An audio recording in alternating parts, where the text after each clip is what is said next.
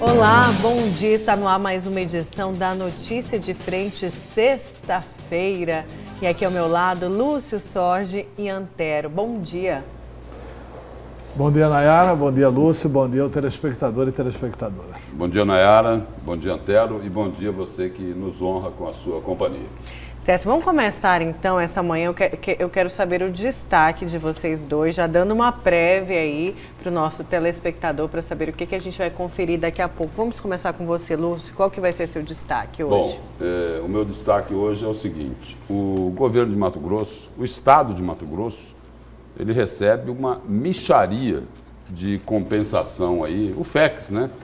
O Fundo de Compensação de Exportações, por conta da Lei Candir, a isenção aí de ICMS das commodities, né? Da nossa produção do agronegócio. E agora, o governo Bolsonaro condiciona a liberação do FEX à aprovação da reforma da Previdência. E quem declara isso é o governador Mauro Mendes. Tudo bem, o governador Mauro Mendes ele é a favor da reforma da Previdência. Agora, o governo federal, o governo Jair Bolsonaro, tem que condicionar a liberação do FEX, que é algo que Mato Grosso tem direito assegurado, porque ele contribui, e contribui muito, para equilibrar aí a balança comercial brasileira. E aí tem que condicionar, olha, se vocês não aprovarem a reforma da Previdência, governador, se o senhor não convencer toda a sua bancada aí a votar na reforma da Previdência, não tem FEX. Nós não vamos liberar esses 400, 500 milhões aí do Fundo de Compensação das Exportações, quando por causa dessa isenção da Lei Candir, Mato Grosso perde aí, pelo menos aí, 5 bilhões de reais em arrecadação. E ontem nós comentamos aqui sobre a liberação aí, né, de mais 10 milhões de reais em emendas para cada deputado que votar a favor da reforma. E aí fica aquela pergunta, acabou? Acabou aquela coisa velha da política? Agora é só nova política? Mas é assim que se faz a nova política? Você me dá isso que eu te dou aquilo? É assim? É o toma lá da cá? Esse é o meu destaque de hoje. Certo. Olha, por sinal, brilhante destaque, Lúcio, só que tem um detalhe, né? O maior erro de presidente da República é achar que governador manda em bancada federal. Governador não prestigia a bancada federal e nem é prestigiado pela bancada federal. Mas ele sabe disso. Salvo raras exceções, deveria saber. Ele foi deputado federal. Ele ficou 35 anos ali. Deveria saber, mas não sabe. Porque a primeira reunião que eles foram fazer sobre a Previdência, ao invés de ser com as bancadas, foi com governadores e prefeitos. Qual que é a influência que prefeito vai ter na bancada federal? Que governador vai ter na bancada federal? Não tem. De qualquer estado brasileiro, não tem. Cada deputado é uma instituição. E isso aqui você falou bem, é um processo de compra e venda, né? Toma lá da cá. Mas não tem influência, Antero? Não tem. O governador não tem influência na bancada? Nenhuma. Eu fui deputado federal, fui senador da República. Quer dizer, eu agia lá em consonância com o governador, porque o Dante era meu amigo. E porque era a minha prática. Tanto é que quando eu ia colocar emendas no governo Blairo Maggi, eu ligava para o governador para saber. Olha, posso colocar emenda em tal lugar? O senhor vai executar? É interesse do seu governo? Como é que é? Ou o senhor prefere outro lugar? Qual que é a prioridade do Estado? Porque eu tinha essa prática de consultar os governadores. Agora, não que... Não era uma regra. Devesse algum favor. E nesse caso aí, depois das notícias que foram divulgadas, né? De repente, se um governador aí, não necessariamente Mauro Mendes, né? Mas o governador de um outro estado vai lá cobrar o voto de um determinado deputado federal a favor da reforma da Previdência, de repente ele pode ouvir, e aí, vão aumentar lá a minha emenda em 10 milhões de reais ou não? Senão a gente nem começa a conversa. Eu vivi essa questão da reforma da Previdência num outro aspecto quando eu era deputado federal constituinte. Teve um determinado momento, só que a reforma da Previdência da época era 4 ou 5 anos para Sarney. Aí eu me lembro de 2 momentos. Bezerra, governador, tomando posse, e o Bezerra falou, vou fazer um discurso me deu o discurso para ler antecipadamente, o discurso de posse dele, onde ele pedia 4 anos para Sarney. Perguntou para mim, o que você acha do discurso? Eu falei, eu acho extremamente desnecessário. Por que o senhor, governador do estado de Mato Grosso, tem que sair liderando 4 anos de Sarney, sendo que o estado aqui é dependente de recursos do governo federal? Eu acho extremamente desnecessário o senhor liderar esse processo. Ah, é? Pois eu vou fazer o discurso. Beleza. Aí o Bezerra fez o discurso, foi capa da Veja. Bezerra toma posse pedindo 4 anos para Sarney. Foi o único governador capa da Veja. Era um governador do MDB e que pedia 4 anos para Sarney. Beleza. O tempo passou. Eu fiquei quieto, eu tinha dado opinião para não fazer o discurso, não que eu fosse contra os 4 anos. Na época de votar os 4 anos, ou 5, aí o Bezerra procura a bancada e manda alguém me visitar. Olha, Antero, agora que eu vi que vocês estão com prestígio, se vocês votarem a favor dos 5 anos para Sarney, a gente vai receber não sei quantos milhões de reais. Falei, olha, primeiro, eu vou votar 4. Esquece. Se vocês vão receber tantos milhões de reais para saneamento, para isso, para água, será para que é? Esquece. Eu vou votar 4 anos para Sarney. Aliás, lembra o governador que eu disse para ele não fazer aquele discurso. Aí o Bezerra depois liderou a caminhada dos governadores lá para o Sarney para dizer dos 5 anos, né, numa recuada fantástica e sensacional. Eu era amigo do Bezerra, era do MDB, eu estou dando só um exemplo. O governador não manda em bancada federal. Não manda mesmo. Não manda mesmo. Com quem que o Mauro Mendes vai mandar lá? O Mauro Mendes vai mandar Nery Guiara? Ele não vai. Vai mandar Medeiros? Não vai. Dos que se elegeram ao lado de Mauro Mendes, Nelson Barbudo tem nada a ver com a eleição, inclusive, do Mauro Mendes. Quem mais que está lá? Está ruim a bancada nossa, a gente não lembra o nome da bancada, né? Tem o Emanuelzinho. Emanuelzinho, não vai. Não vai. Agora que não vai mesmo. Não, quer dizer, o governador vai. Não vai, o governador não lidera coisa nenhuma. Tem a professora Rosa Neide também, não vai. Não vai. Enfim. Pode prestar atenção, não vai, não vai, não vai, não vai.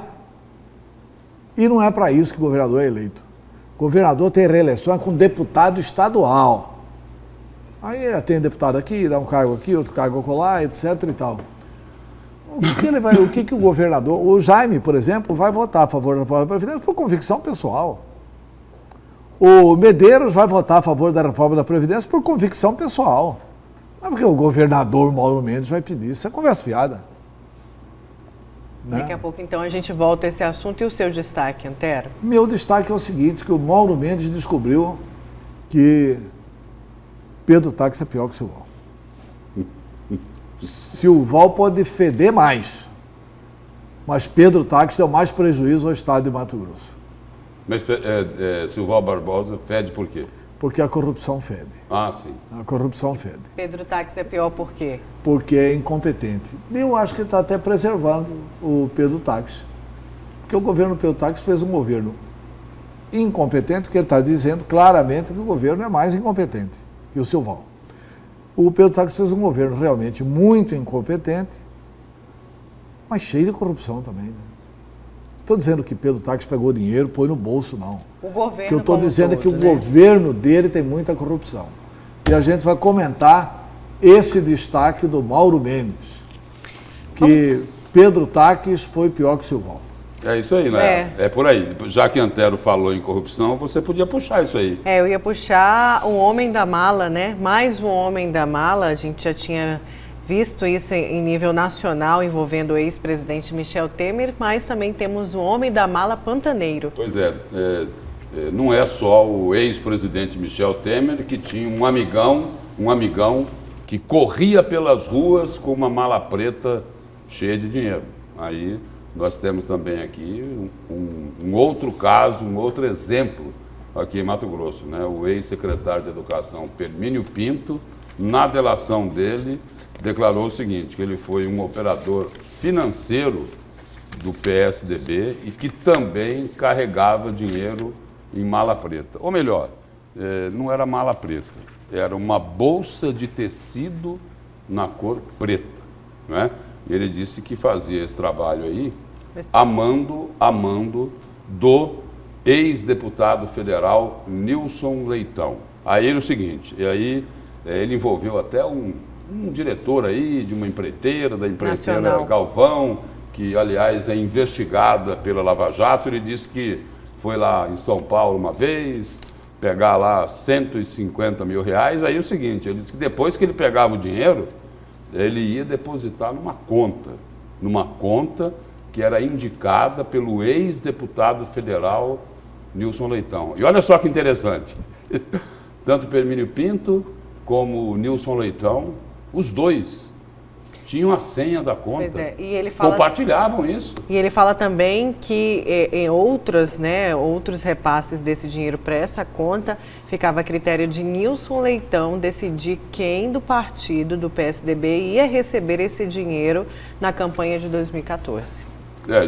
Ele citou lá que quem escolhia esse que fazia dinheiro aí essa também escolha. teria chegado lá a pedido de Nilson Leitão, teria chegado para as campanhas de Carlos Avalone, de Guilherme Maluf, de Wilson Santos. Aí essa reportagem foi publicada ontem no jornal A Gazeta, e aí o repórter tentou ouvir as pessoas aí que foram citadas. Guilherme Maluf e Carlos Avalone, como relatou lá a reportagem, não foram localizados ou não atenderam os telefones. Isso eu vi ontem. E o Wilson Santos disse o seguinte, que olha, eu não me lembro de ter recebido doação de Nilson Leitão, mas se eu recebi, disse o Wilson Santos, foi de maneira legal, foi pelo Caixa 1, aquele que se presta contas à Justiça Eleitoral. E a denúncia aí do ex-secretário Permínio Pinto é de dinheiro de Caixa 2. E envolveu, inclusive, um ex-ministro do Futuro presidente nacional que foi do PSDB. Não, e que é Do PSDB. É do PSDB e é o candidato preferido do João Dória, governador de São Paulo, para ser presidente nacional do PSDB. E nesse daí ele foi lá pegar quase 160 mil reais pela delação dele. É Bruno Araújo, não é? Bruno Araújo. Ex-ministro da cidade. Só que aí não foi nem mala preta, nem bolsa de tecido preto. Aí, como era tudo em nota de 100, coube em 2 envelopes. E ele relata também que o Pedro Taques também recebeu dinheiro de Caixa 2. Só complementando, como o Lúcio falou, o Wilson Santos divulgou a nota, negando, dizendo que não reconhece esse fato.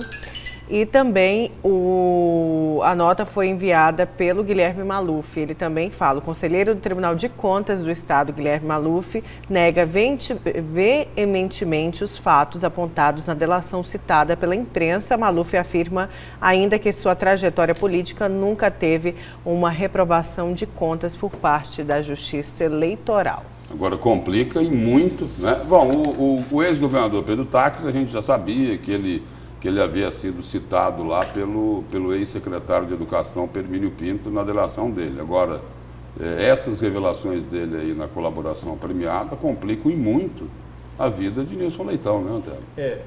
E quem está vazando essas delações, segundo a assessoria do Permínio Pinto, é o Pedro Taques. Mas só que tem um detalhe, né? Por exemplo, essa delação do Permínio Pinto, ela já apareceu. Há 3 meses atrás, lá na Folha de São Paulo. Tá bom, mas não apareceu? Dessa forma, não. Dessa forma, não. Mas falava tudo isso em linhas gerais. Não falava. Em linhas gerais. Não falava nem pertinho disso aqui. Falava assim, que tinha citação do governador. Falava do WhatsApp. De alguns deputados. De WhatsApp. Tinha citação do governador, de WhatsApp e de alguns parlamentares, federais e estaduais. Que aí está se vendo quais são os estaduais e qual é o federal. Né? Está se vendo agora. Falava isso, mas nem perto disso. Isso é argumento de advogado criminalista.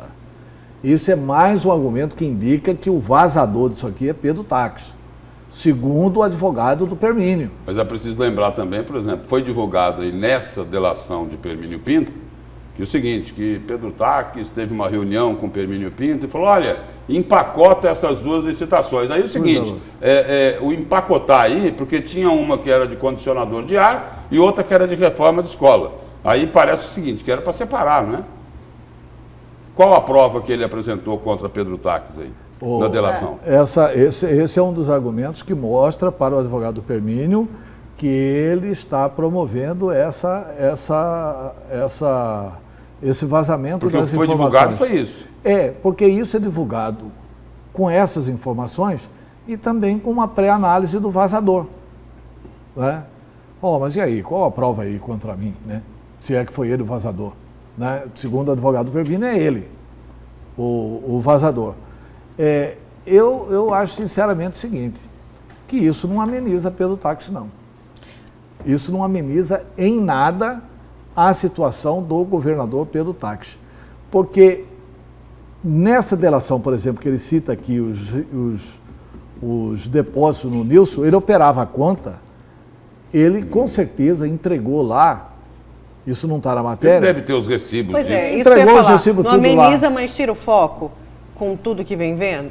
Tira o vem foco vindo? assim, as coisas contra Pedro Táxi não são tão graves. O Pedro Táxi está vazando, e vazando inclusive com o entendimento dele sendo passado. Olha, tá vendo? Não é mais grave, o do Nilson Leitão é mais grave. Olha, corrupção é grave se você roubar 100 mil, se você roubar 10 mil. Com certeza. Qualquer corrupção é grave, né? Eu não estou dizendo que nem Nilson, nem o Wilson, nem Avalone, nem Guilherme, nem Pedro Táxi se envolveram em corrupção. Mas acho que a situação do ex-governador Pedro Táxi não está nada fácil. Inclusive, com relação a essa questão que é preciso apurar fundo a questão do vazamento. Porque aqui é nítido. Ele está querendo anular a delação do Permínio. A presença dele dentro dessa Não, delação. a delação do Permínio, não é só dele, não. Uhum. Ele está querendo anular a delação do Permínio. Ele está querendo anular a delação do Permínio. E fica muito claro aqui que se é Nesse que... caso, então, Permini está com receio que a delação dele possa ser anulada. Olha, ele quando atravessa uma petição para o Supremo Tribunal Federal, informando o ministro Marco Aurélio que o vazamento não é dele, e não é mesmo, que o vazamento não é dele, e que ele atribui o vazamento a Pedro Táxi,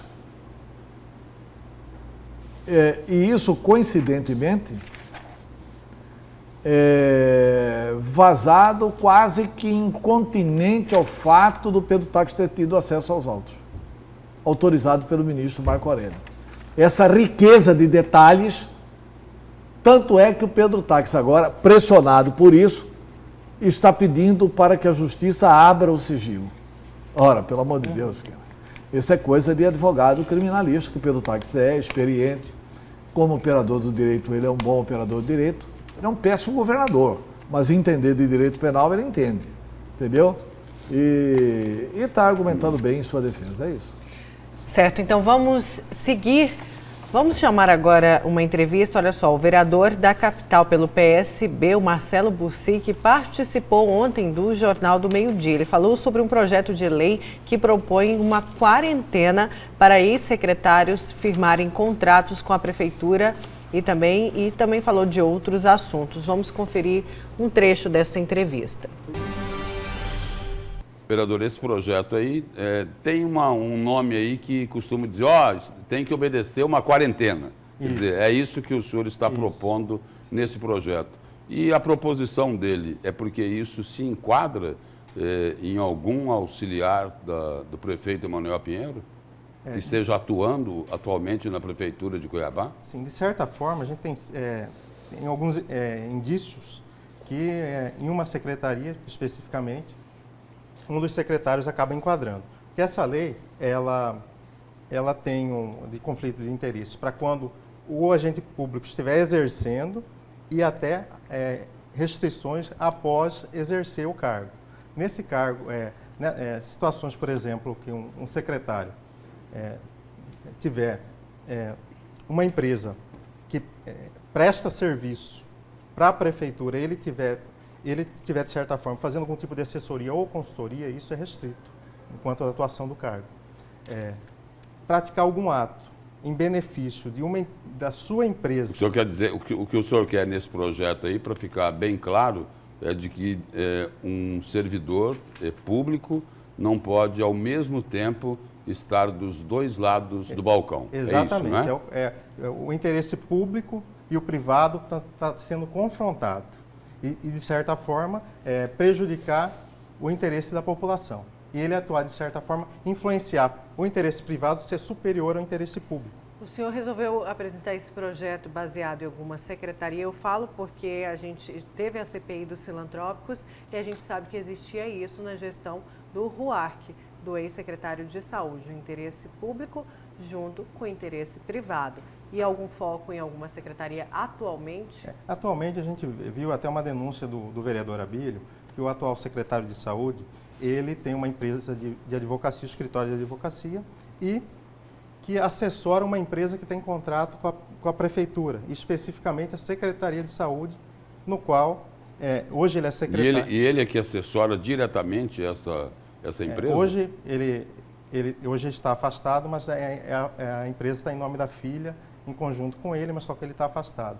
E tem, nesse regramento aqui, Lúcio, qualquer ato que beneficie empresa do próprio secretário ou de parentes até terceiro grau, isso configura conflito de interesse. Que isenção vai ter um secretário para dar um aditivo de contrato para aquela empresa, se ele também tem um interesse privado nisso, já que o seu escritório está prestando serviço para aquela empresa. A gente quer tirar qualquer tipo de questões subjetivas, porque o interesse público tem que ser superior ao interesse privado. Então a gente quer criar restrições para a ocupação de cargo e também após essa pessoa ter sido exonerada. E além desse projeto aí, tem um outro caso bem recente, que envolveu aí o secretário de Saúde de Cuiabá. Ele chegou, inclusive, a pedir desculpas à população e pediu desculpas também ao prefeito Emanuel Pinheiro, porque estaria recebendo valores que ele não teria direito de receber. Recebeu mais de 30 mil reais. É um prêmio saúde, é isso, vereador? Isso. O senhor também fez essa denúncia? Fizemos essa denúncia lá no Tribunal de Contas, em conjunto com outros vereadores, vereador Dilemário, Diego, Felipe e Abílio, de um ato praticado pelo secretário de Saúde em benefício próprio. Lembrando que o secretário de Saúde também é procurador-geral do município. Ele tem conhecimento por todo mundo. Foi ele quem requereu o prêmio saúde? Foi ele, através de uma portaria, criando um prêmio para ele de R$ 7.800. E esse prêmio é totalmente ilegal e inconstitucional, Lúcio e Nayara, porque o secretário ele recebe por subsídio. É vedado qualquer tipo de acréscimo de prêmio, vantagens, adicional. Ao criar... E o prêmio saúde, quem recebe são os profissionais contratados, não é isso? Isso, e efetivos, mas tem todo um regramento que contratados, mas que não tenham uma função comissionada. De secretário. Tem até servidores comissionados. Não acumulem. Porque função. o secretário, especificamente, ele só pode receber o subsídio. É vedado qualquer tipo de acréscimo. Os servidores têm metas a cumprir de produtividade. Então, ele criou, contra a Constituição, contra a lei orgânica do município, um prêmio que beneficia a si próprio. A saúde do jeito que está, o secretário, em vez de implementar as políticas públicas da saúde, cria um prêmio em benefício próprio. Ele mesmo se premiou? Ele mesmo se premiou. Então, o vereador, falando aí do secretário de Saúde, atual secretário Luiz Antônio Poças de Carvalho, eu tinha uma grande esperança nesse secretário, pelo conhecimento técnico dele como jurista e por ele não ser um médico, não ser um profissional da área da saúde. Isso já porque a gente tinha passado por um RUARC, um secretário no nível que foi o RUARC, que fez, enfim, aquele escândalo da Operação Sangria. Mas, infelizmente, foi só decepção mais uma vez. É decepção e ele está quase empatando com o RUARC, né? Está quase empatando com o RUARC. Porque, assim, nós estamos com um prefeito que não tem credibilidade. Nós temos um prefeito que está sem autoridade para tomar decisão, Lúcio. Por que é que ele não toma decisão? Um caso desse é para demitir o secretário. Que conversa é essa do secretário achar que tem que receber 2 salários?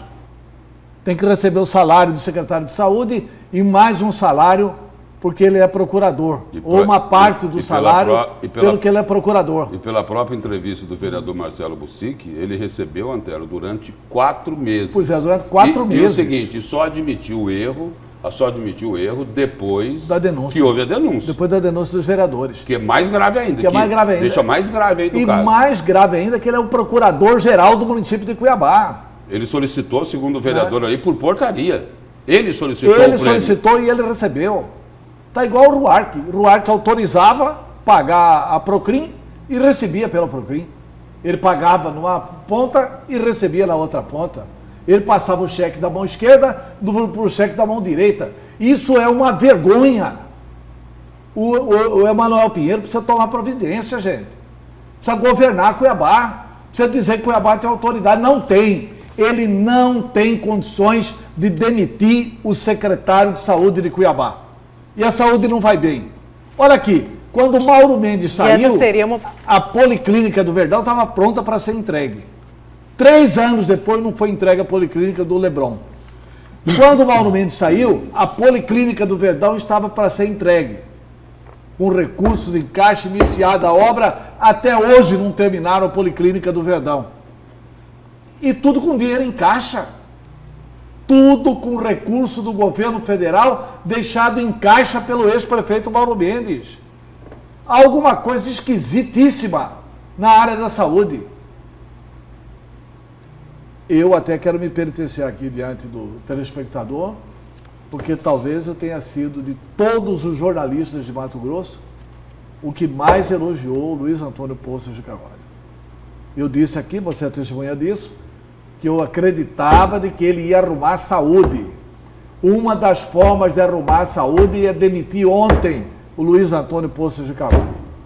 E o vereador aí, a razão aí dessa entrevista com o vereador Marcelo Bussic foi um projeto que ele apresentou lá na Câmara, estabelecendo, que pretende estabelecer a quarentena para secretários, né, e ex-secretários, para que não se misture aí o interesse público com o interesse privado. E aí o outro ponto aí, que também é grave, é de que, de acordo com as próprias declarações do vereador Marcelo Bussic, não uma empresa do secretário, mas uma empresa onde ele já foi dono e hoje a empresa é ligada a ele porque tem a participação direta da filha dele e é contratada pela Prefeitura de Cuiabá. Foi o que o vereador disse na entrevista, não foi, né? O escritório da advocacia dele foi contratado pela Prefeitura de Cuiabá. Numa época em que ele não era secretário, sei lá. Depois ele se afastou do escritório. Depois ele se afastou do escritório. Mas o escritório continua sendo da família. Não, mas o vereador falou que há indícios que ele dá consultoria para o escritório ainda, ou seja, seria uma relação indireta. Não, dá sim, isso aí está mais ou menos provado, etc e tal. Eu acho que não é nada, mas nem um pouco confortável a situação do Luiz Antônio Poças de Carvalho. Aliás, é o seguinte, se ele tiver inteligência, pede para sair, Luiz Antônio.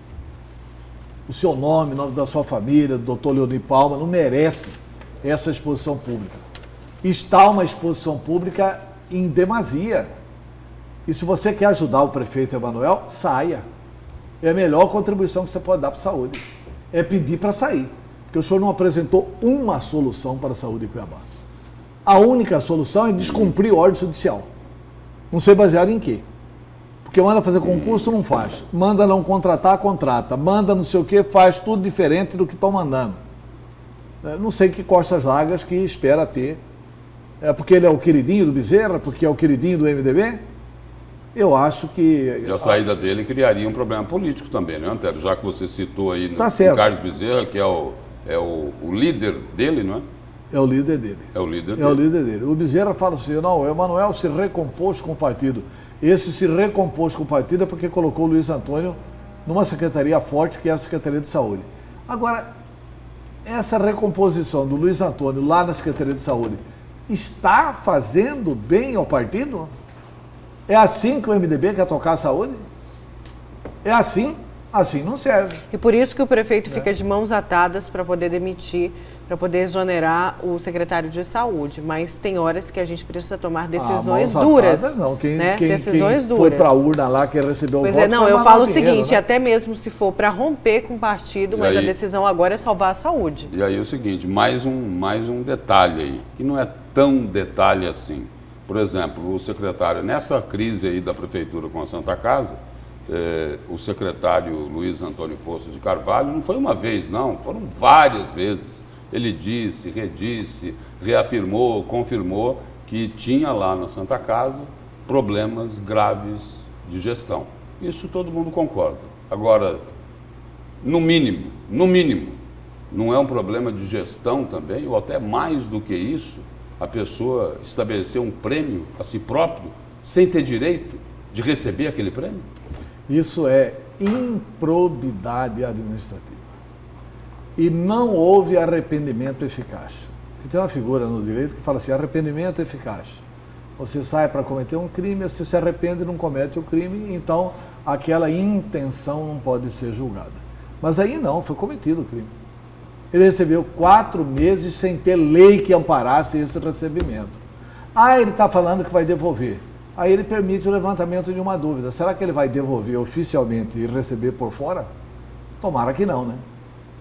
Eu acredito sinceramente o seguinte, que a situação do Luiz Antônio é muito grave, é muito ruim, é muito chata. Ele desgasta o Emanuel e o Emanuel desgasta ele. Porque o Emanuel também não está por cima da carne seca, mas o Emanuel também está sendo prejudicado por esse turbilhão de crises que alguns dos seus assessores armam, inclusive o secretário de Saúde.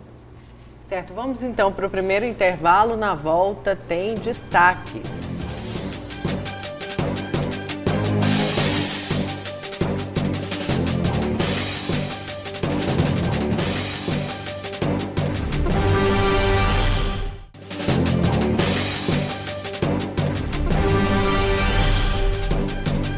Voltamos com a notícia de frente dessa sexta-feira e vamos agora conferir essa matéria. O governo ainda depende de várias providências para conseguir um empréstimo internacional de 250 milhões de dólares. O Estado também aguarda definições sobre o fim ou continuidade da lei federal chamada Lei Candir, que isenta a cobrança de impostos de produtos exportados.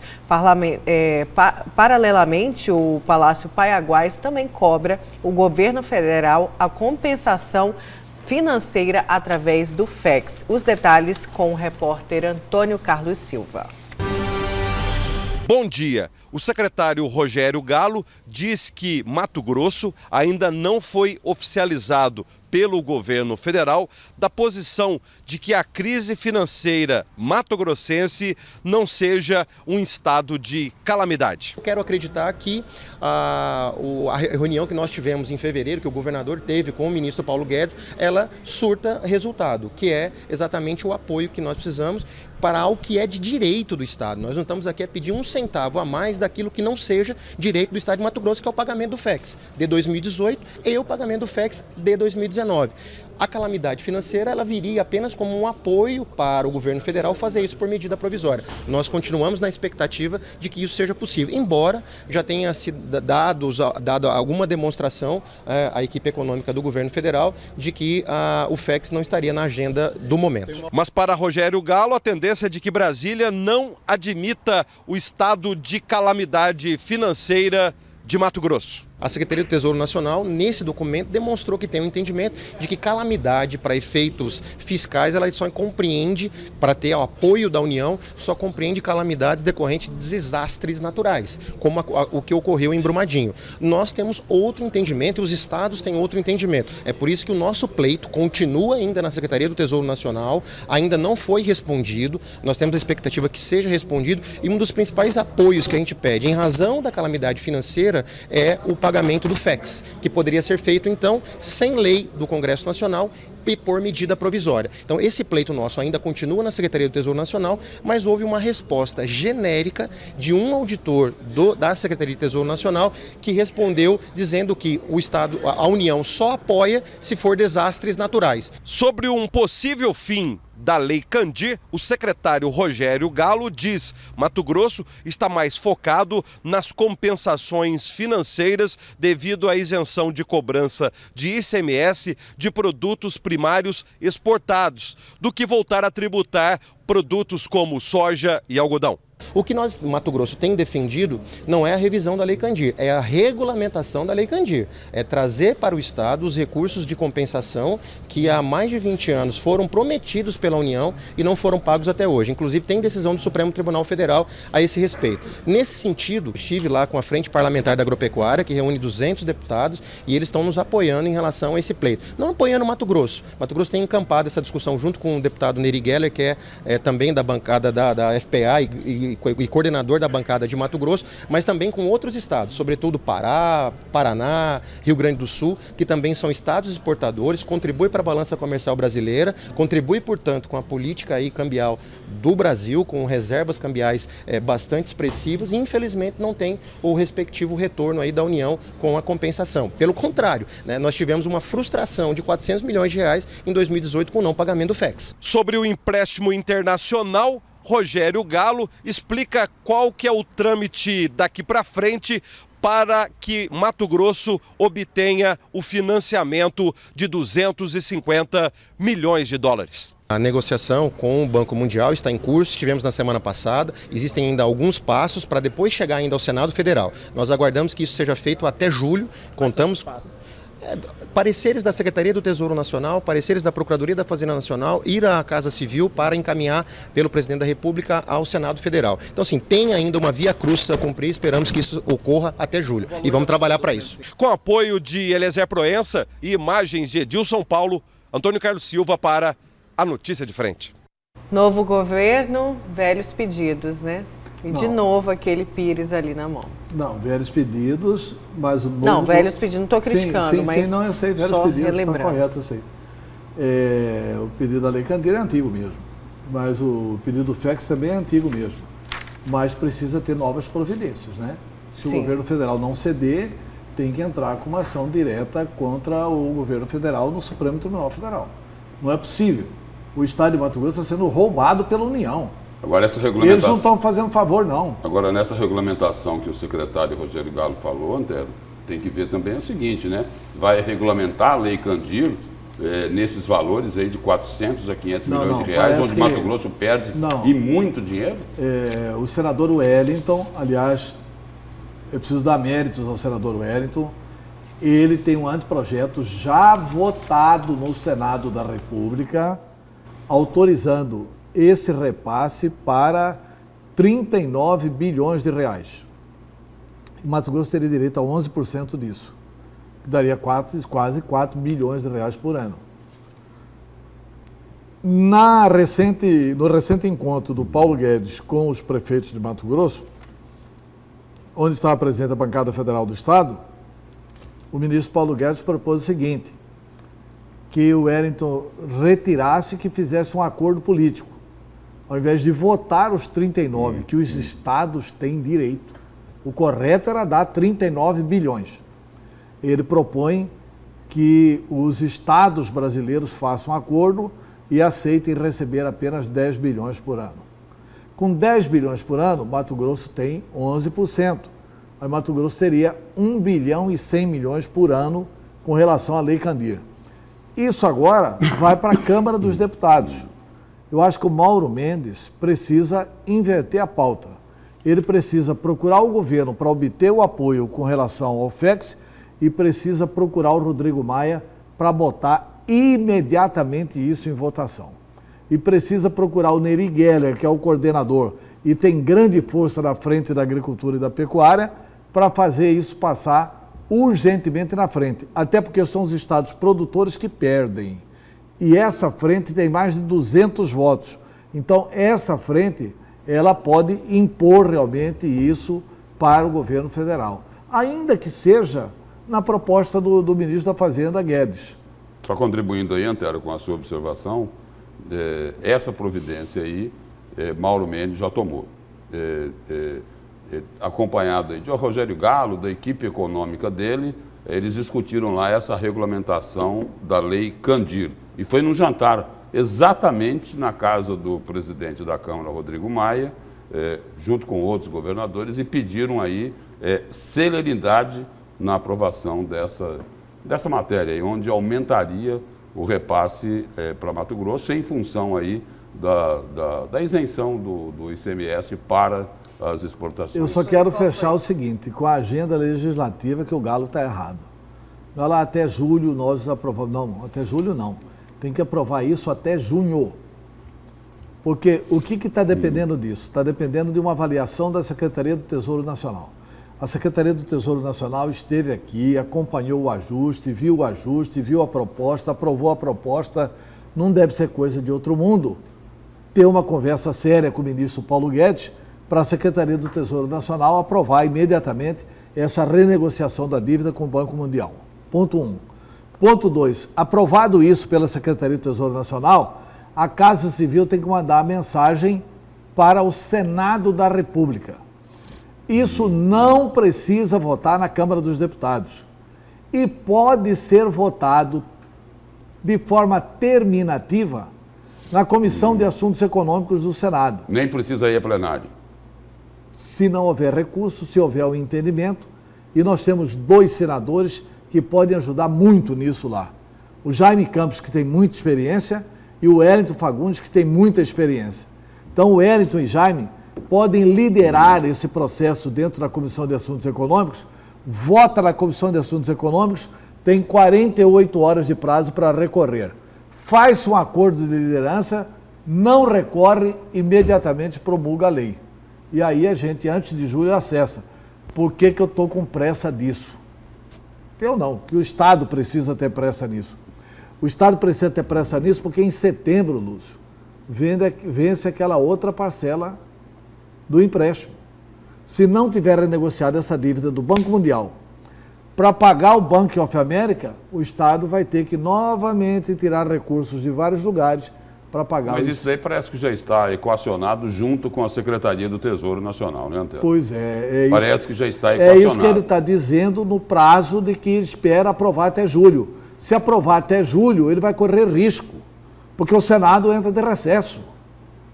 Ele tem que aprovar isso até início de junho, para o Senado votar isso antes do recesso e urgenciar as tratativas... A liberação do empréstimo com o Banco Mundial. Com o Banco Mundial. Quer dizer, é nesse time legislativo que está errado o Rogério porque Galo. O problema aí é só de agenda, porque com a Secretaria do Tesouro Nacional isso já foi equacionado e o Banco Mundial também participou das conversações com o governo de Mato Grosso. Não tem dificuldade nessa liberação. E você vê o que uma escalação errada atrapalha muita coisa, né? E o homem que representa Mato Grosso lá em Brasília, que deveria estar de manhã à tarde, à noite e madrugada tratando disso, ele não tem essa relação política no Senado. Porque ficaram arestas do Carlos Fávaro, tanto com o Wellington, como ficaram arestas do Carlos Fávaro com o Jaime Campos também. Vamos ser sinceros. Essa é a verdade. E é quem representa Mato Grosso lá em Brasília. Então é precisar o governador Mauro Mendes ir lá. Talvez tenha sido uma indicação equivocada colocar o Carlos Fávaro como representante de Mato Grosso lá em Brasília, se ele tem arestas na bancada federal de Mato Grosso. Não tem onde colocar ele, vamos mandar lá para o escritório de representação de Brasília. Deve ter sido mais ou menos assim. Brasília é muito importante, Lúcio, para ser tratado. Não, entendi. Agora, já puxando seu comentário, você falou dessa visita, né, que Mauro Mendes foi a Brasília e teve uma resposta aí sobre o FEX. Uma resposta nada boa. Nada boa. Uma notícia muito ruim, não é? A gente tem ouvido muito aí nos últimos tempos, olha, acabou aquela história da velha política, das velhas práticas políticas, agora é a nova política e tudo é diferente. Conversa fiada. Conversa fiada. Olha aqui. O governo Bolsonaro condiciona a liberação do FEX à aprovação da reforma da Previdência. Quem diz isso, a informação é atribuída ao próprio governador Mauro Mendes. Isso daqui, resumindo, no popular, é o toma lá, dá cá. E aí a informação é a seguinte, de acordo com o governador, não há estimativa do repasse deste ano, deste nem de outros recursos, pois o governo federal tem condicionado todas as agendas à aprovação da reforma da Previdência em discussão no Congresso. E apesar da necessidade da verba, o governador disse concordar com a manobra bolsonarista. Aliás, ao governador Mauro Mendes, não sobra outra alternativa, não é? Ele tem que concordar, porque Sim. se ele falar assim, olha, não concordo com isso, eu acho um absurdo, aí é o seguinte, aí ele vai perder aí todas as esperanças de receber esses recursos do FEX. De 2018 não foi pago, não é de 2019 que nós estamos falando, não. Nós estamos falando de 460 milhões de reais referente a 2018. E, Lúcio, ele fala também que o governo federal está muito reticente para poder aprovar a agenda inteira de pedidos dos estados, inclusive do estado de Mato Grosso, sempre condicionando tudo à aprovação da reforma da Previdência. E nessa visita a Brasília, o governador ele citou o seguinte, de que aquilo que o Antero falava agora há pouco, está se trabalhando aí uma nova lei para o FEX, para os próximos anos, mas aí ele vê que o governo federal, o que você acabou de dizer, estaria muito reticente em ceder nessa agenda, porque tudo que se fala, eles querem condicionar a aprovação da reforma da Previdência. Agora, Ou repercutindo. seja, Mato Grosso tem direito de receber, recebe muito pouco, e ainda o seguinte, eles colocam ali uma moeda de troca. Olha, se você só vai receber o dinheiro se você convencer a sua bancada lá a votar na reforma da Previdência. E você falava isso. É isso. essa aí que é a nova política? Pois é, e você falava disso ontem aqui no programa, falando inclusive da liberação das emendas. E eu ouvi de alguns apoiadores, de alguns simpatizantes do governo Jair Bolsonaro, isso de gente até mesmo que não é do meio político, mas falando, mas se não fizer isso, a tão sonhada reforma para tirar o Brasil do buraco econômico não vai ser aprovada. É preciso desse jogo político. Ou seja, os eleitores simpatizantes estão esquecendo que o discurso que elegeu Jair Bolsonaro foi justamente da nova política. E não é desculpa, eu sei disso. Mas a palavra está errada. A palavra está... O termo não está bem colocado. Isso daí, para mim, não é jogo político. Isso daí é sujeira política, ou melhor, isso daí é politicagem e não tem nada a ver com aquele conceito que querem passar de nova política. E falar em nova política, em velha política, teve aquela denúncia lá, o jornal Folha de São Paulo colocou que cada deputado que votasse a favor da reforma ia ter uma farra das emendas, cada um ia receber 10 milhões de reais a mais por ano. De 2019 até 2022, seriam 40 milhões de reais a mais, e aí teve uma confusão. Teve uma confusão lá no plenário da Câmara, com o deputado José Medeiros. Aliás, o deputado José Medeiros, ele é vice-líder do governo Bolsonaro. Uma confusão dele com um deputado lá do Paraná. Aliás, José Medeiros, é bom a gente lembrar o seguinte, ele ficou senador, por vários anos. Num caso que se arrastou, e não era para ele ter ficado como senador, porque na realidade ele era o segundo suplente. Aí mudaram lá a ordem da ata, ele virou primeiro suplente, Pedro Taques virou governador e ele virou senador. Mas voltando ao caso lá de Brasília, lá da Câmara, Medeiros está dizendo o seguinte, diz que não houve agressão ao deputado e que falar o contrário é pilantragem. Olha, o que foi divulgado é o seguinte, que teve uma tentativa de agressão, isso a imprensa nacional todinha divulgou isso, que ele teve que ser contido, tem um vídeo, um dos que conteve o deputado José Medeiros foi o deputado Nelson Barbudo, do PSL. Agora, falar que não houve, ele chama pilantragem. Aí ele está dizendo o seguinte, quem é pilantra? A imprensa que é pilantra? Não, ele falou mais, Antero e Lúcio, eu conversei com ele. Tem um trecho no áudio dele lá que é extremamente comprometedor. Tem um trecho no áudio da briga? No áudio da briga. Qual trecho? Me parece que o trecho é o seguinte, olha, eu não recebo, mas se tiver alguém que quer receber, tudo bem. Isso... Eu não percebi esse de compra e venda. Pelo menos na Rádio Capital ontem, não passou esse Eu também não percebi, mas nós conversamos com ele, com o deputado José Medeiros, e ele disse inclusive disse que participou da maioria das reuniões do governo, porque ele diz assim, é engraçado, uma hora a imprensa diz que os apoiadores de Jair Bolsonaro não se movimentam, não fazem as articulações. Quando a gente faz articulação, vem com outros assuntos, com outras manchetes de propostas. Mas o que é? Mas a articulação? Ele falando que estava presente, inclusive, na casa do presidente da Câmara, Rodrigo Maia, e disse que não ouviu isso e que perguntou e isso não saiu por parte do governo. Como vice-líder do governo, ele não vai admitir isso. E ele falou muito mais que pilantragem. Para a gente ali no Tribuna, ele chamou de que não importa com essas opiniões de gaiatos. Aí, claro, choveu ouvinte que foi eleitor dele, né, insatisfeito com esse tipo de Ele comentário. usou um outro termo lá na... Mas eu acho que a reação do Zé Medeiros foi a reação de homem de bem. Agora, de homem de bem também... Ele falou justamente isso. Agora, Antero, também foi uma reação de homem de bem o deputado paranaense. Levou ao plenário da Câmara uma denúncia feita pelo jornal Folha de São Paulo, sugerindo que o governo estava querendo comprar os votos dos deputados. Se eu estou no plenário, eu ouvi o áudio na rádio. Ele fala claramente o seguinte, o governo comprou deputados. Eu falo, alto lá, pô, não me meça pela sua régua, seu vagabundo.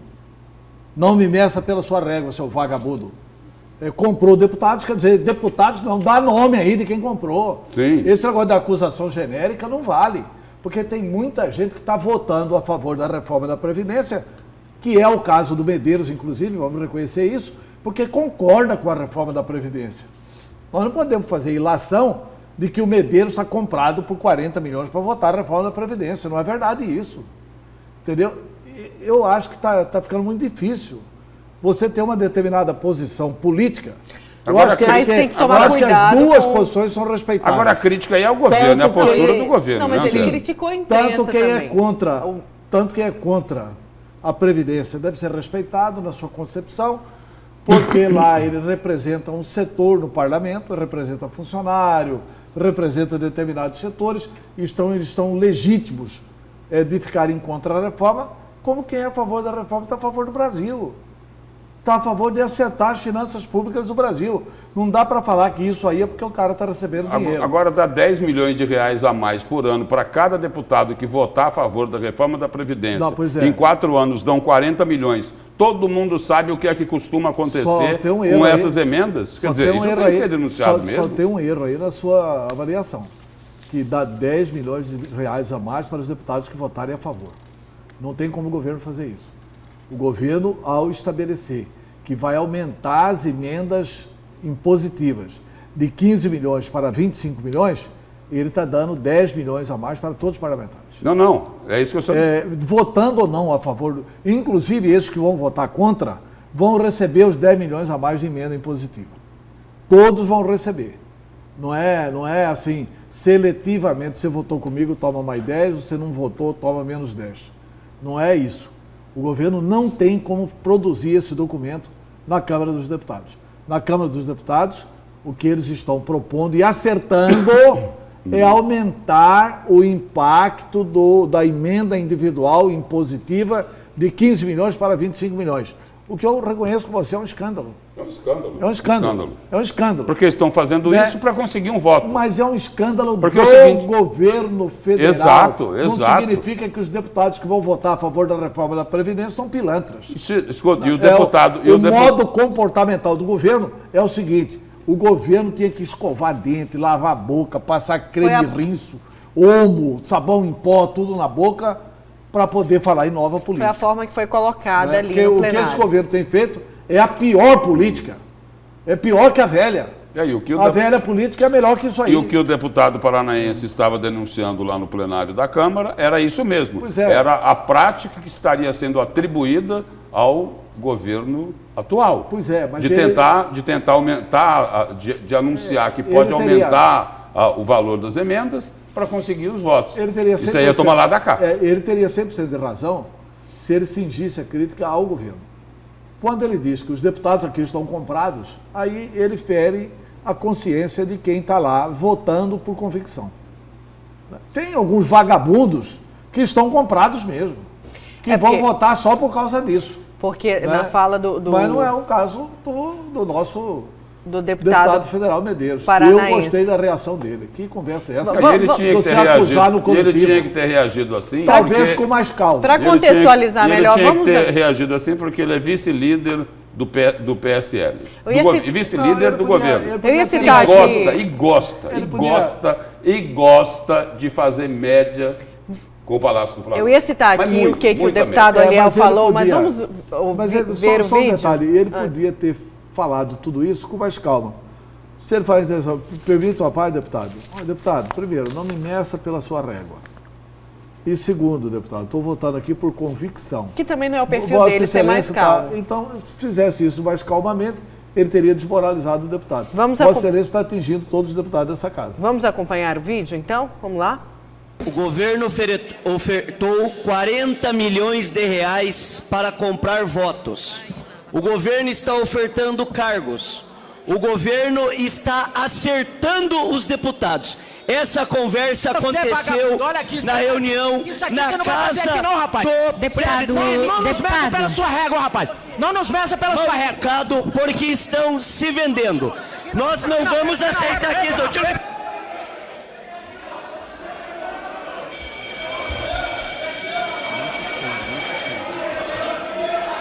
Pois é o perfil também do deputado José Medeiros. Ele disse que não poderia ouvir isso calado. A gente já viu outras polêmicas envolvendo o nome dele, respostas, né, nas redes sociais, e ele explicou que não poderia ficar calado diante de uma acusação como essa. Mas o deputado paranaense citava aí a matéria da Folha de São Paulo, na qual também o deputado José Medeiros disse que era uma imprensa que agia para o PT.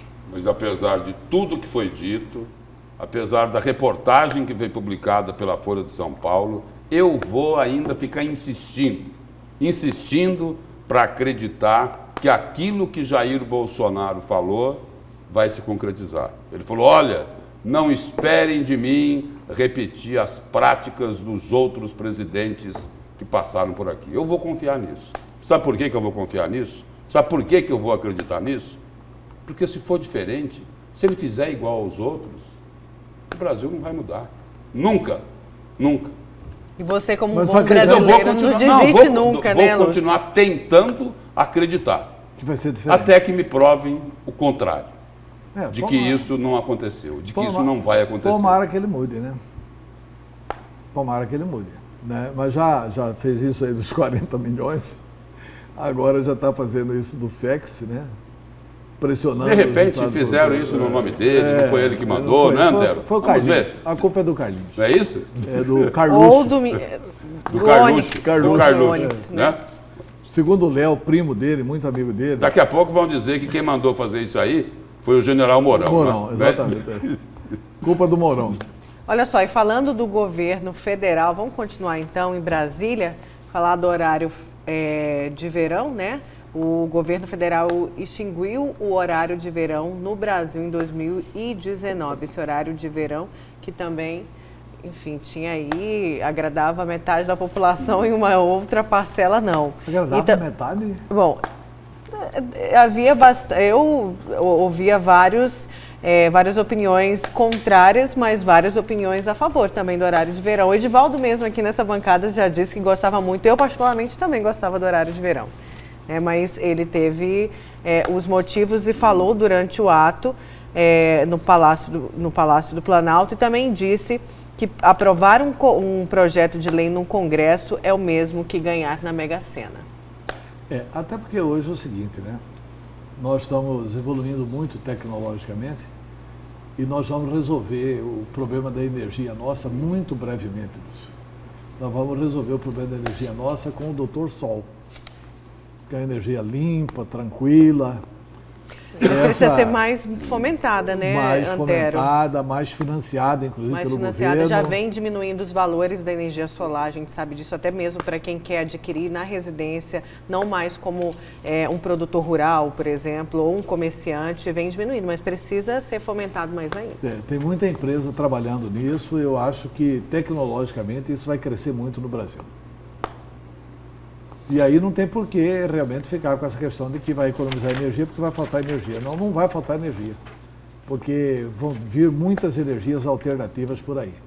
Por sinal, a energia solar é uma energia limpa, né? Uma energia sem poluição. Certo? E os números iam mostrando que a economia com horário de verão era cada vez menor, né? Também com horário de verão. Vamos voltar para Mato Grosso, então, falar de MDB, eleições 2020?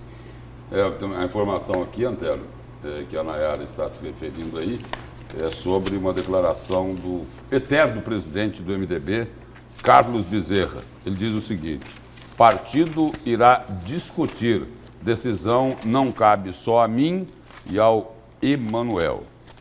Para o cacique, não há que se falar, por exemplo, numa decisão isolada do prefeito da capital, Emanuel Pinheiro, que poderá sair à reeleição. Aí vem aqui uma declaração de Carlos Bezerra, abre aspas. O MDB primeiro vai discutir isso internamente. Essa decisão não é de uma pessoa só. Não é só minha, nem só do Emanuel. O partido tem uma prática democrática de discussão, disse o experiente, há longas décadas, Carlos Bezerra. Será que ele anda pensando aí numa outra candidatura, Antero? Ele já está rifando o prefeito da capital? Por enquanto está sendo colocado como Emanuel quer, Emanuel não quer. Na verdade, o Bezerra está trabalhando no nome da Janaína Riva. O Bezerra não quer a candidatura de Emanuel, o Bezerra quer a candidatura de Janaína Riva. Ele pode não verbalizar isso, porque o Emanuel está contemplando principalmente o afilhadinho querido, que é o Luiz Antônio Poças de Carvalho. Né? Só por isso. Porque não tivesse o Luiz Antônio Poças de Carvalho lá no secretariado, e Emanuel já estaria rifado dentro do MDB. Né? Como a situação do Luiz Antônio Poças de Carvalho está prejudicando o MDB, o Emanuel, e talvez o próprio Bezerra, que é o padrinho, né? Essas coisas vão ficando cada dia mais difíceis. Mas o Bezerra tem consciência, porque ele tem uma boa noção da política, de que a Janaína é a novidade e é o melhor nome do MDB para a disputa nesse momento. Né? E Valtenir Pereira, que já disse que quer. Que quer e que vai disputar a convenção, seja com Janaína ou seja com Emanuel. Mas ele quer principalmente disputar com Emanuel. Né? Ele quer disputar a convenção com Emanuel Pinheiro. Aliás, ele não quer nem disputar a convenção, ele quer disputar prévias com Emanuel Pinheiro. E Emanuel Pinheiro está correndo das prévias. E o Bezerra manobrando para não ter prévias. Quando o próprio Bezerra só foi governador de Mato Grosso por causa de prévias. Sem prévias, ele não teria sido governador de Mato Grosso. E dentro desse quadro aí, se acabarem se confirmando, né, estas especulações sobre candidaturas, muda até a mesa diretora da Assembleia, né, Antero? Olha, eu acho que a Janaína vai ser candidata a prefeita. Ainda que ela não tenha isso como projeto prioritário, ainda que ela não queira, ela vai ser instada a ser. Ponto 1. Ponto 2, mas tem um problema. O problema de Janaína não está dentro do MDB. O problema de Janaína é que na Assembleia tem uma candidatura muito agregadora, que se sair candidato a prefeito de Cuiabá, ele agrega muita gente, ou quase todo mundo, ponto, que é o deputado Eduardo Botelho. Se o deputado Eduardo Botelho for candidato a prefeito de Cuiabá, sai de baixo, porque ele vai agregar todo mundo. Inclusive o MDB. Mas, Antero... Ele vai agregar todo mundo, inclusive o MDB.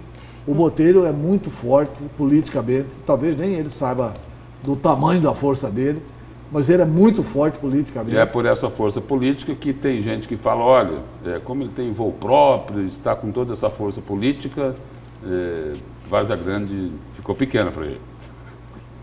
Não é que Várzea Grande ficou pequena. Ele talvez tenha o sonho de ser prefeito de Várzea Grande, é gozado, né? Como é que são essas coisas. E se ele for lá em Várzea Grande, como ele tem uma grande harmonia lá com o Júlio, com o Jaime, com a dona Lucimar e tal, o partido receberia. E como ele é essa força agregadora, o partido receberia ele de braços abertos. Mas eu acho que ele, como candidato a prefeito de Cuiabá, é um candidato, assim, da classe política, viu, Lúcio? Agora, você...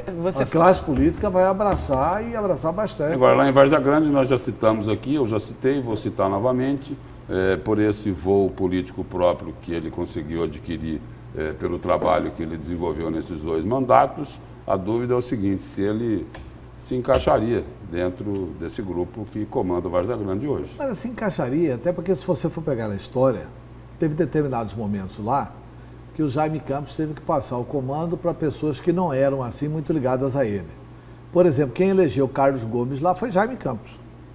E teve um momento que eles não tinham ninguém da família mais próxima para lançar, que eles importaram Nereu Botelho, lá de Livramento, para ser prefeito de Várzea Grande. Lembra disso?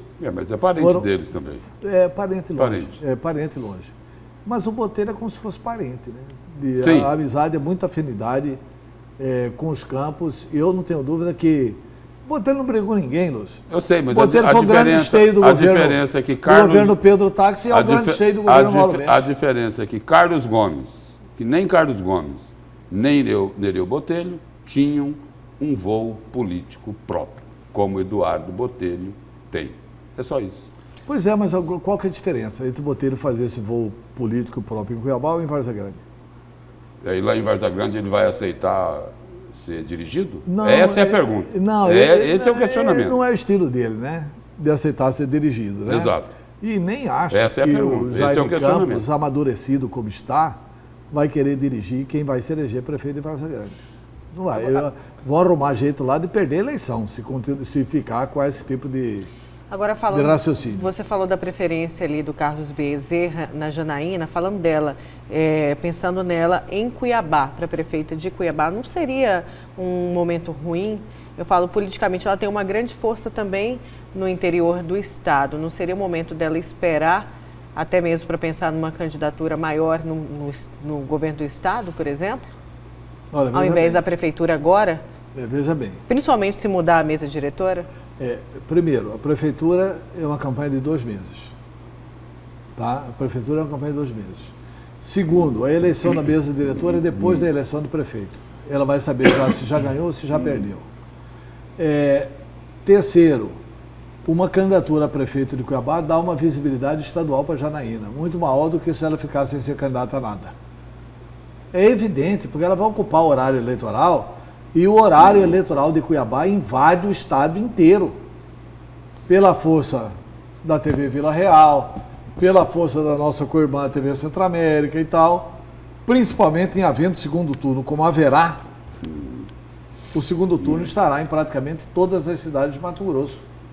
Então são coisas assim que eu acho que massifica muito mais o nome de qualquer candidato se ele for candidato a prefeito de Cuiabá.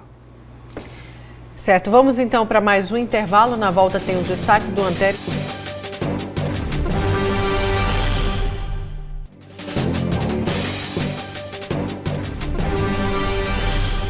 Olá pessoal, agora eu tenho uma dica para você. Já pensou no que você vai dar de presente para sua mãe? E mais, onde você vai comprar? Olha, se você quer comprar para sua mãe um smartphone, uma TV nova, lavadora, portáteis, qualquer produto, passe na Ricardo Eletro e confira os preços do feirão Dia das Mães. Tem ofertas com até 70% de desconto e com pronta entrega garantida. Você vai comprar e levar na hora. Veja o que você vai encontrar na Ricardo Eletro. Tem Smart TV da Samsung, 40 polegadas, Full HD, por só R$ 1.599 em 10 vezes sem juros de R$ 159,90.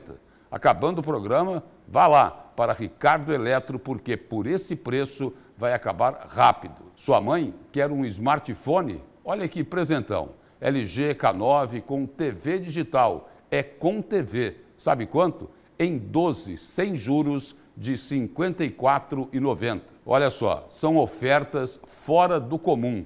Tudo com estoque. Não perca tempo. Tem lavadora Electrolux 16 quilos. Essa lava até edredom. Só R$ 1.599 em 10 vezes sem juros no feirão. E tem presente por menos de R$ 80.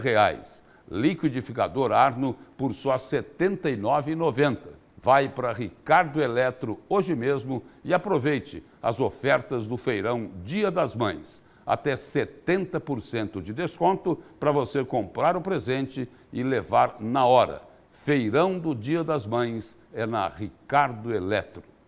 Voltamos com a última parte da notícia de frente antes do destaque do Antero. Vamos aqui a mais um giro de notícias. Olha só, municípios foram penalizados, diz deputado sobre desvio no Fundeb. O Fundeb atende toda a educação básica, da creche ao ensino médio, com o intuito de distribuir os recursos pelo país. O deputado estadual Valdir Barranco, do PT, falou à imprensa sobre os mais de 500 milhões desviados do Fundo de Manutenção e Desenvolvimento da Educação Básica e de Valorização dos Profissionais de Educação, o Fundeb. A denúncia foi feita já em 2018 e apontava que o valor seria destinado à Secretaria Estadual de Educação, a SEDUC, que teria sido desviado para o pagamento de outras contas do governo, até então sob a gestão do ex-governador Pedro Tax. E aí não foi só do Fundeb, não é, Antero?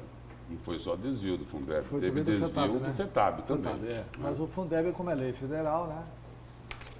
O FETAB, eles conseguiram aprovar uma lei na Assembleia autorizando a fazer o que quiser com o dinheiro do FETAB, né? Isso é mais uma contribuição do Braille Maggi para o desgoverno em Mato Grosso, né?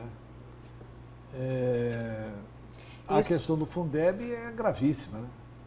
A questão do Fundeb, na minha opinião, tinha que dar cadeia. Porque desviaram 500 milhões, tiraram 500 milhões da educação das nossas criancinhas. E é inaceitável isso. Inaceitável isso. Essa foi uma obra da educação do governo Pedro Tax. E o ex-secretário Marco Marrafão jurava que não teve desvio nenhum. Que não teve desvio de finalidade, né? Aí depois falaram que devolveram esse dinheiro às prefeituras, mas devolveram faltando 2 dias quando não dava para usar mais. Quando a lei do Fundeb é assim, você contribui aqui de segunda a sexta-feira. Na terça você tem que repassar. Na terça da semana subsequente você tem que repassar o que arrecadou nesta semana, que é o dinheirinho que vai promovendo o desenvolvimento do ensino básico. Aliás, essa questão do Fundeb vence em 2020. É uma lei federal que vence em 2020 e que os governadores e prefeitos estão preocupados. Porque o governo do Jair Bolsonaro, que o cidadão lá do Ministério da Educação, o doutor Smith, eu falo doutor Smith porque o primeiro seriado que passou na televisão em Cuiabá foi Perdidos no Espaço. Não sei se você lembra daquele doutor Smith do Perdidos no Espaço. E o cara que está no Ministério da Educação está perdido no espaço, ele não sabe o que fazer. E agora estão admitindo cancelar o Fundeb, o Fundeb para os estados e municípios brasileiros. Os governadores já reuniram em Brasília e já estão com o pé na porta, brigando e acionando, inclusive, a Câmara dos Deputados, para barrar essa insensatez. Mas já há uma marcha da insensatez para, a partir do ano que vem, não ter Fundeb mais. Retirar esse dinheiro da educação. Na verdade, o Ministério da Educação está bagunçado. Seria essa a nova política?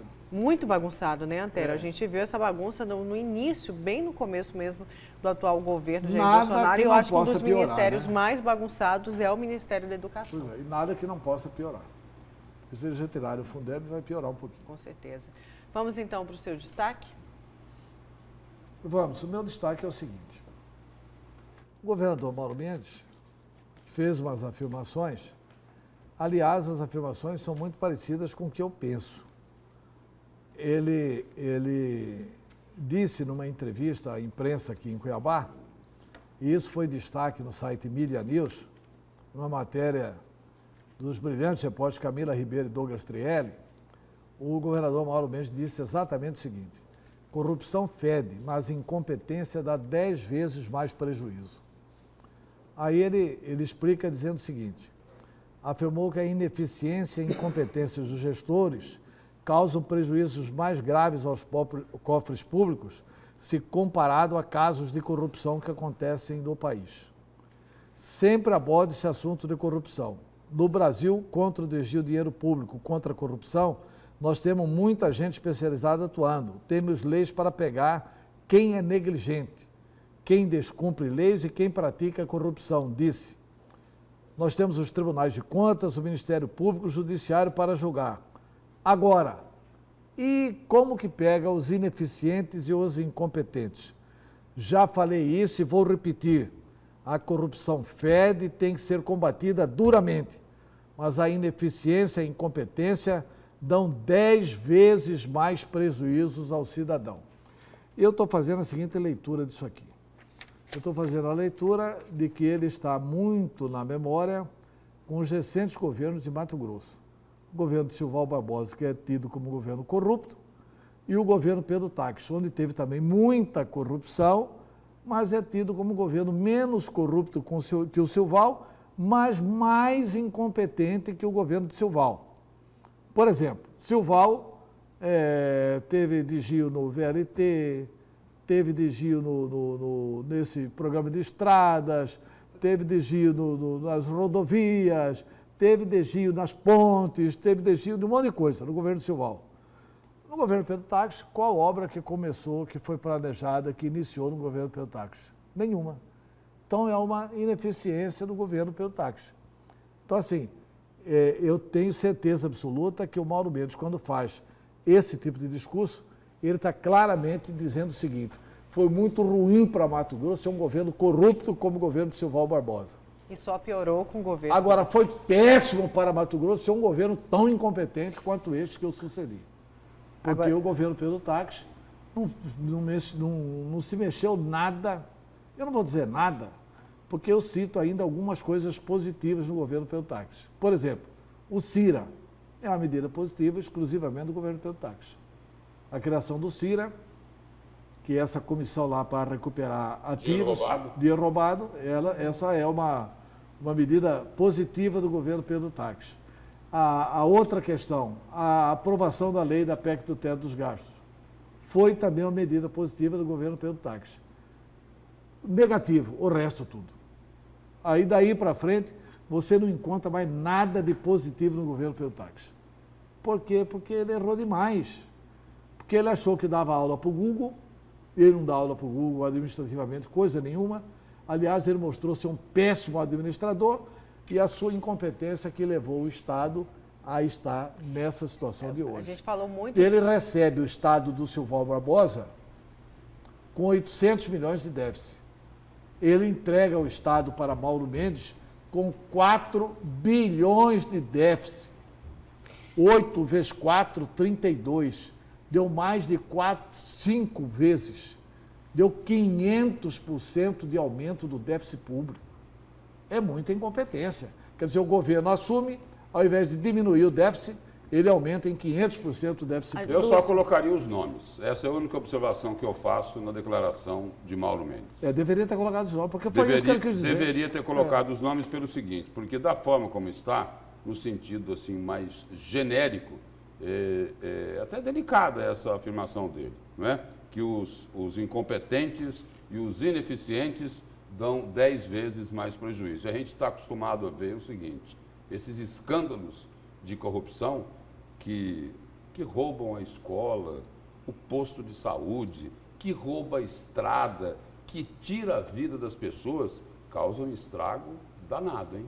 Danado. Não só aqui em Mato Grosso, mas em todo o país. Por isso que o único reparo que eu faço aqui é o seguinte: podia ter citado os nomes que a declaração dele... Eu só faço um reparo, sabe o que é? A declaração dele é uma declaração eficiente, porque a ineficiência tem que ser combatida, e, portanto, a declaração é eficiente, mas eu acho que ele refresca ao lado do Pedro Taques.